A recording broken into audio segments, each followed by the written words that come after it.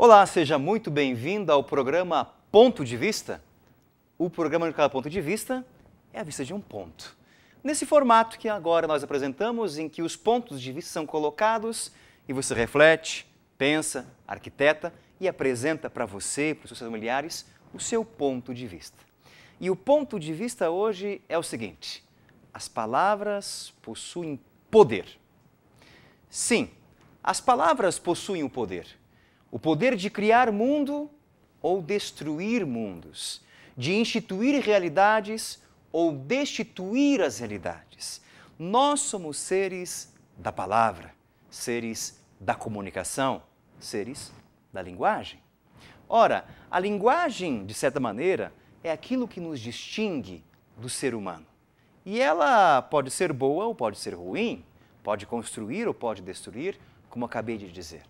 No fundo, a palavra cria mundo. Exemplo bem prático. Se nós nos apoiarmos nos textos sagrados, por exemplo, a Bíblia, no livro do Gênesis, nós veremos que Deus cria o mundo. Deus arquiteta a obra da criação mediante o uso da palavra. Deus pede, Deus diz que a luz seja feita. E isso acontece. Deus diz que o luzeiro esteja de um lado, o sol aqui, a lua ali, as estrelas ali, e tudo acontece. Deus fala e as coisas são executadas. Ora, a palavra é essa possibilidade que nós temos de arquitetar e de construir mundos. E o questionamento que nós queremos levantar nesse programa é o seguinte: até que ponto eu faço um uso consciente das minhas palavras? Até que ponto as minhas palavras constroem mundo ou destroem mundo? Até que ponto o que eu digo, o que eu falo, constrói amizades ou destrói amizades? Até que ponto a minha palavra, a minha linguagem é uma ponte ou é um obstáculo? Vamos pensar um pouquinho sobre essa realidade. Ao falarmos de palavras, de linguagens, de conceitos, temos que ter a seguinte ideia: as palavras, os conceitos e a linguagem, ao mesmo tempo que revelam algo, elas também velam algo. Porque as palavras também podem ser ambíguas. Vou te dar um exemplo. Quando eu digo a palavra manga, o que nos vem à cabeça? Pode ser manga de uma camisa ou pode ser uma fruta. Quando eu uso a palavra mangueira, pode ser a mangueira de irrigar o jardim, pode ser a mangueira, a árvore frutífera, ou pode ser a mangueira, o local onde se reúne o gado. Ora, as palavras podem ser ambíguas, como as expressões que nós usamos podem ser ambíguas. Muitas e muitas vezes, as palavras podem nos enganar, podem nos trair. Vou te dar um exemplo agora muito prático. Há uma dupla sertaneja, do sertanejo raiz, Tião Carreiro e Pardinho, que certa vez criou um pagode, isso é um ritmo musical, chamado Falou e Disse. Nessa música, preste atenção na letra da música. Nessa música, o autor da música, Tião Carreiro, vai mostrar para a gente como a palavra, como o conceito, como a linguagem pode ser ambíguo e pode nos trair no ato da fala. Com vocês, a música Falou e Disse.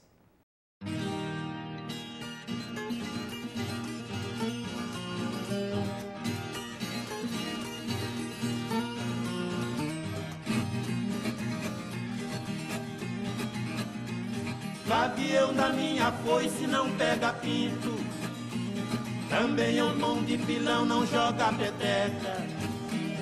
O cabo da minha enxada não tem divisa, as meninas dos meus olhos não tem boneca. A bala do meu revólver não tem açúcar, no cano da carabina não vai torneira.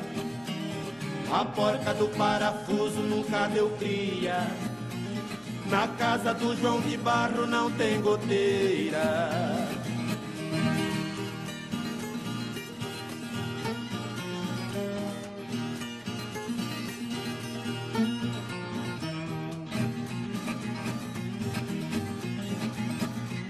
O cravo da ferradura não vai no doce, a serra da mandigueira nunca cerrou. A pata do meu cavalo não bota ovo, eu não vou comer o pão que o diabo amassou. Os 4 reis do baralho não tem castelo, também o 4 de paus não é de madeira. Por onde o navio passa não tem asfalto, caminho que vai na lua não tem poeira.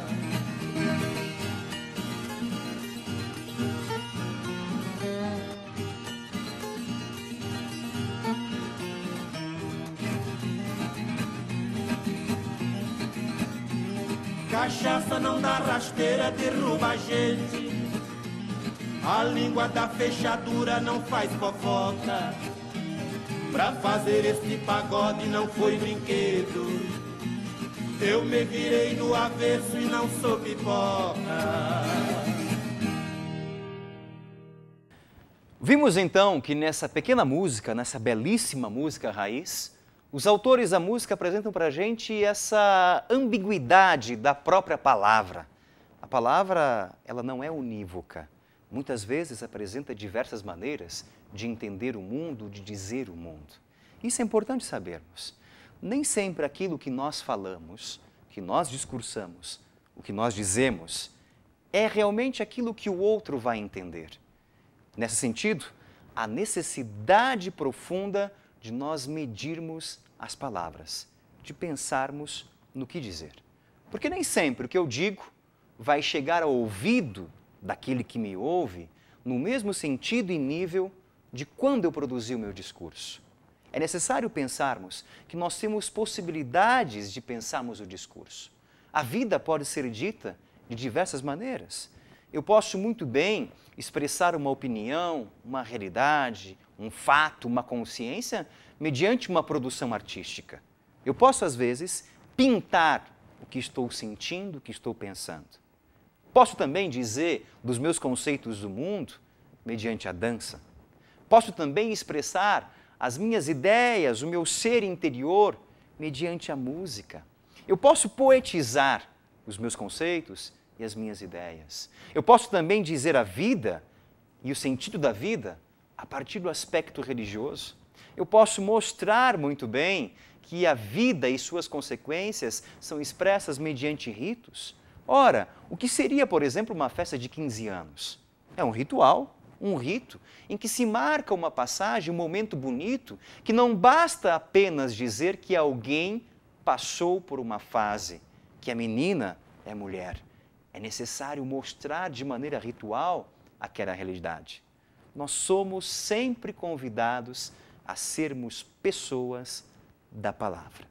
Se nos apoiarmos novamente no texto bíblico de Gênesis, perceberemos que quando Deus cria o humano, Ele lhe dá uma missão.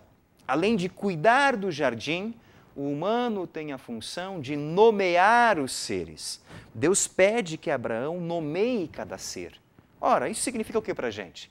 Que nós humanos somos seres conceituantes. Somos chamados a conceituar o mundo, a dar nome às coisas. E dar nome às coisas significa criar relação. É neste sentido que nós temos que criar relação com os outros mediante a palavra. A palavra é importante.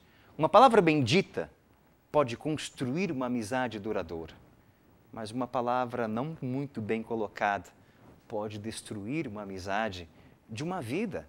Nós somos convidados, então, a cuidar da própria palavra. Qual seria um caminho para que nós cuidemos da própria palavra? Ora, um caminho talvez seja, por incrível que pareça, o silêncio. O silêncio não é apenas a negação da palavra. O silêncio não é apenas a ausência da palavra, mas o silêncio é a condição para a geração da palavra. É como se o silêncio fosse um enorme útero de onde nascem os nossos discursos, os nossos conceitos e a nossa linguagem. O silêncio é a condição para a gente falar melhor. Há uma tradição rabínica que afirma isso, que diz que o fato de Deus descansar no 7º dia, depois da criação do mundo, afirma que Deus cansou. Mas cansou do quê? Cansou de falar. A natureza de Deus é silêncio. E quando Deus fala para criar o mundo, Deus se cansa. e Deus tem que descansar. E Ele volta à sua natureza original, que é o silêncio. É esse silêncio fértil, bonito, fecundo, que nós somos chamados a cuidar da palavra. Uma palavra bendita, em todos os sentidos dela, é aquela palavra dita a partir do meu silêncio interior, quando eu penso, quando eu reflito, quando eu raciocino sobre aquilo que eu quero dizer. O silêncio é realmente a condição para que eu possa ser um ser da palavra. Nós somos chamados a conceituar o mundo, nós somos chamados a criar mundos mediante a palavra. A palavra tem esse poder, mas a condição primeira para que eu possa exercer esse poder é o silêncio que eu devo exercitar a cada dia, cotidianamente e constantemente. É a partir desse silêncio que eu consigo, sim, encontrar sentidos para as palavras. E se eu encontro sentido para as palavras, é claro que a minha palavra será uma palavra de construção. Este é o meu ponto de vista. Nós vamos para o nosso intervalo e voltaremos com mais pontos de vistas, porque este é o programa Ponto de Vista, o programa onde cada ponto de vista é a vista de um ponto. Nós falamos no bloco anterior que o ser humano é um ser da linguagem. A linguagem, de certa maneira, é aquilo que nos diferencia dos outros seres vivos. É a linguagem, essa capacidade de abrir mundos. A linguagem é essa chave de compreensão que cria mundos, que cria possibilidades, que cria sentido para a nossa existência. Falamos um pouquinho da tradição judaico-cristã, que afirmava que Deus cria pela palavra, mas ao mesmo tempo Ele se cansa de falar, porque a natureza de Deus é silêncio. Ora, uma das maneiras de falarmos com sentido, de termos palavras criadoras, potencializadoras, é o fato da gente também silenciar de vez em quando. Mas eu quero passar para vocês uma segunda dica de como nós podemos criar consciência do que nós falamos. E a segunda dica é usarmos a escrita como monitoramento da nossa palavra. Sim, estou me referindo aqui talvez aos nossos velhos diários, que quando nós queríamos expressar alguma coisa, nós colocávamos isso por escrito. Os nossos velhos diários, que às vezes eram trancados com um cadeado, era um segredo apenas nosso, uma palavra apenas nossa. Hoje eu sei que os diários não fazem mais tanto sucesso. Aliás, faz um bom tempo que eu não vejo diário. Mas nós temos outras ferramentas hoje. Por exemplo, Facebook. O Facebook virou um espaço virtual onde eu compartilho as minhas ideias, os meus conceitos, a minha palavra e a minha linguagem. É necessário, mediante o exercício constante da escrita, perceber também quais são os pesos da minha palavra, perceber quais são as capacidades de comunicação que eu tenho, perceber a objetividade do que eu digo, do que eu falo, perceber o poder e o impacto que a minha palavra produz na vida das pessoas. A escrita é uma ferramenta belíssima que nós podemos talvez resgatar para eu mesmo perceber como eu uso e exercito a minha linguagem e a minha palavra. Talvez sejam pequenos exercícios, pequenas dicas, a do silêncio e da escrita, que podem nos fazer retomar o contato com o uso das palavras. E aí, repito, as palavras são criadoras ou destruidoras. O ser humano tem que ser um ser que seja uma espécie de vigia da linguagem, para cuidar disso. Nesse sentido, lembrei-me de uma história muito simples, mas que talvez possa ilustrar esse fato. Dizem que num reino muito distante daqui, o rei tinha um escravo, um servo, e tinha muito orgulho desse servo, porque esse servo era muito inteligente, muito prestativo, muito cuidadoso do rei. E certa vez o rei, querendo se gabar, se vangloriar desse servo, convidou toda a sua corte para um jantar. Só que o jantar não estava pronto. Na hora do jantar, que os convivas chegaram, o rei então chamou o servo e na frente de todos disse bem assim para o servo: servo, você é uma pessoa muito inteligente e eu quero que você mostre a sua inteligência para os meus convidados. Tome essa quantia de dinheiro, vá até a feira e compre 1 quilo do alimento mais nobre que você achar, prepare-o e traga para nós. O escravo rapidamente saiu, passado algum tempo, voltou com o prato pronto e colocou no meio entre os convivas. Quando abriu o prato, o rei levou um susto, porque o servo havia preparado um guisado de língua de vaca. Naquele momento, o rei assustou-se e disse: espera aí, eu pedi que você trouxesse para mim o alimento mais nobre que possa existir e preparasse esse alimento. Você me trouxe um alimento repulsivo. Neste momento, o escravo respondeu bem assim ao seu senhor: mestre, este é o alimento mais nobre que possa existir, porque é através da língua que nós nos comunicamos. E não há nada mais bonito, mais nobre do que a capacidade de comunicação no ser humano. Os convivas, então, aplaudiram o servo. O rei, não querendo sair por baixo, lhe deu mais dinheiro e lhe disse: pois bem, servo, respondeste bem. Agora vá até a feira e me traga 1 quilo do alimento mais repulsivo que você encontrar, prepare-o e traga para nós. O servo saiu, voltou um tempo depois, com o prato pronto, colocou entre os convivas, abriu o prato.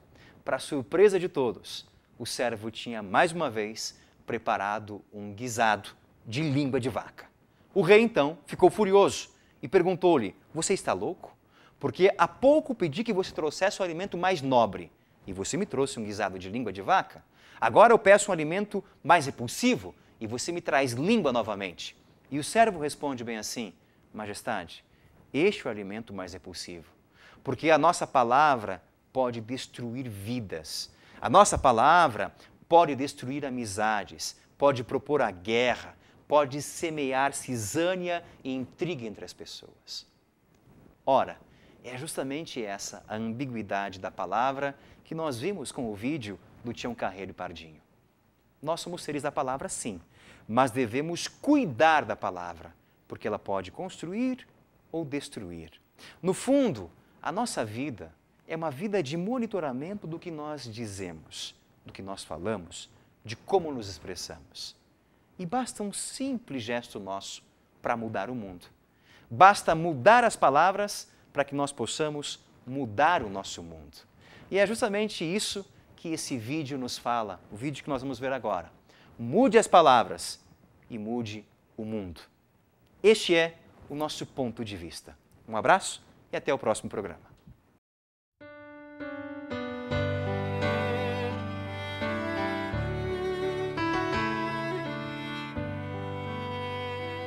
Oh, child, precious one, let your life shine like the sun. But you say, how long till I can come home, till I can rest in your arms again? And I say, not long, but don't miss this life, and I'll be waiting till then.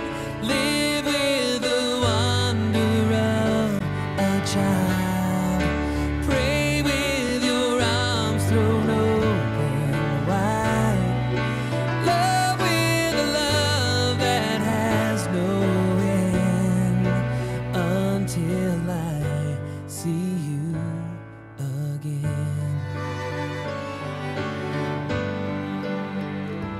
Oh, child, precious one, with each breath, know you are loved. You say, how long till I can come home, till I can rest in your arms again? And I say, not long, but don't miss this life, and I'll be waiting till then. Live with the wonder of a child, pray with your arms thrown open wide, love with a love that has no end, until I see you again.